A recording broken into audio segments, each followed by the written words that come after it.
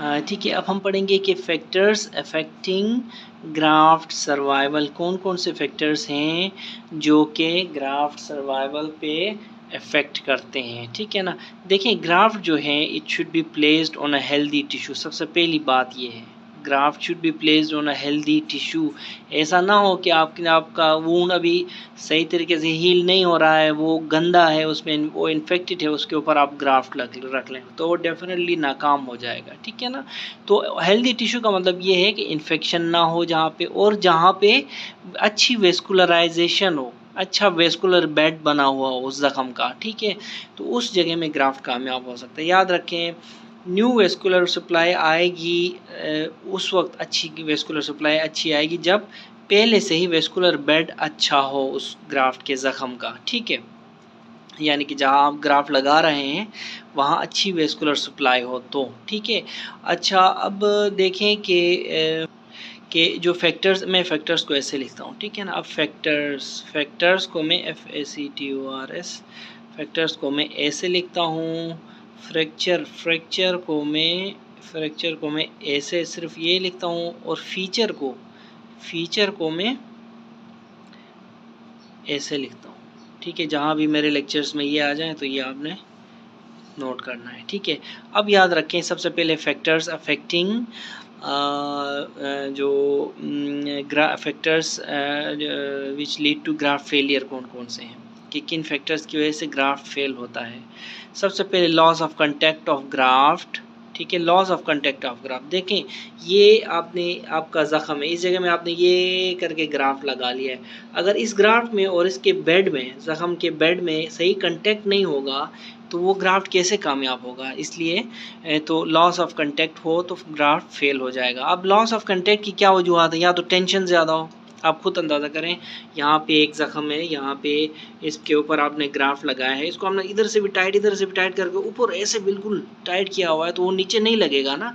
जब नीचे नहीं लगेगा तो कंटेक्ट लूज़ होगा तो ग्राफ्ट फेलियर होगा। ठीक है, इसी तरह फ्लूइड अंडर द ग्राफ्ट, कौन सा फ्लूइड, हिमाटोमा, ब्लड, पस या सीरोमा हो, सीरोमा भी एक फ्लूइड टाइप है। ठीक है, अच्छा अब ये हो, अब देखें यहाँ पे आपका ग्राफ्ट है, यहाँ पे आपने ग्राफ्ट लगा लिया, इसके नीचे जब फ्लूइड भरा हुआ है तो वो कैसे अटैच होगा एक दूसरे के साथ। ठीक है, इसी तरह फिर movement of the graft over the bed, definitely वही टेंशन ज़्यादा होगी, ग्राफ्ट मूव करेगा बेड के ऊपर। ठीक है, हिलेगा डुलेगा तो वो अटैच कैसे होगा, वही कॉमन सेंस है सारा।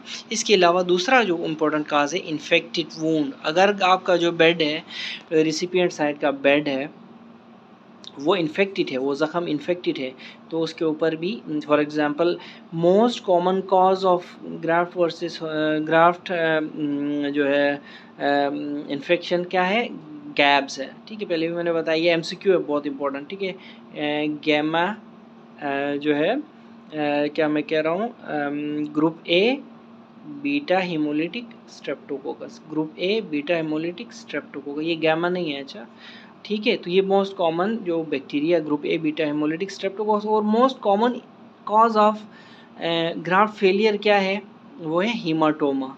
याद रखें आप। ठीक है, हीमाटोमा, ये दो MCQs है, most common cause of graft failure haematoma, most common cause bacteria involve in graft failure gaps, group A beta haemolytic Streptococcus है। ठीक है, ठीक है, तो हम पढ़ रहे हैं क्या, features of graft factors affecting graft survival पढ़ रहे हैं। ठीक है ना, तो सबसे पहले loss of contact of the graft, जिसके ये रीजंस हैं, फिर इन्फेक्टेड वूंड जिसमें फिर बैक्टीरिया ये वाला, और उसके बाद नंबर 3 पे क्या है, नंबर 3 पे हमारे पास है ग्राफ्ट ऑन अनसूटेबल बेस। ठीक है, वही आप बोन वाली इस तरह की जगह में आप ग्राफ्ट लगा रहे हैं जहाँ पे बोन है, तो वहाँ पे कम चांसेस है सर्वाइवल के ग्राफ्ट के। कार्टिलेज या टेंडन है तो वहाँ पे कम चांसेस है ग्राफ्ट सर्वाइवल के। इसी तरह सिस्टेमिक फीचर्स भी होते हैं, डायबिटीज़, दिस एंड दैट, बहुत सारी। ठीक है, अब दूसरा ये कि how does a graft survive, graft कैसे सर्वाइव करता है।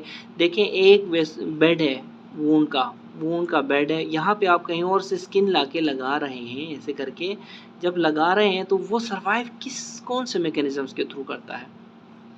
देखें, याद रखें, ग्राफ्ट जो है does not bring vascular supply from the donor side. ये बात तो आपको मैंने पहले भी बताई थी, ठीक है। वेस्कुलर सप्लाई तो नहीं लाता ना, हमने आपको बताया था ना कि जो एपिडर्मिस और डर्मिस लेते हैं वहाँ वेस्कुलर सप्लाई तो वेस्कुलर वेसल्स तो नहीं होती ना, ठीक है।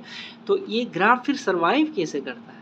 Survive, it survives on imbibition. याद रखें 3 प्रोसेसेस, इंसोक्यूलेशन और रीवेस्कुलराइजेशन, ठीक है।